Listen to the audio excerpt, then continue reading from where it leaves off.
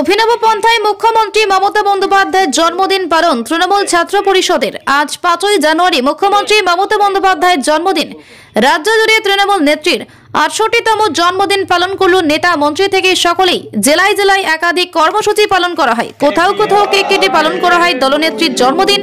চাচল বিধানসভার হরিশ্চন্দ্রপুর 1 নং ব্লকের তৃণমূল ছাত্র পরিষদের পক্ষ থেকে এক অভিনব পন্থায় পালন করা হলো নেত্রীর জন্মদিন।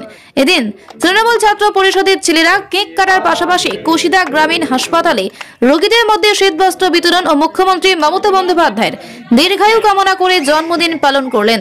তৃণমূল ছাত্র পরিষদের ছাত্র নেতা প্রণব দাস জানান, চাচল বিধানসভার বিধায়ক নিহারঞ্জন ঘোষের নির্দেশে ও হরিশ্চন্দ্রপুর 1B ব্লকের যুব সভাপতি শেখর চন্দ্র সাহার উদ্যোগে মুখ্যমন্ত্রী মমতা বন্দ্যোপাধ্যায়ের জন্মদিন পালন ও শীতবস্ত্র বিতরণ কর্মসূচি করা হলো।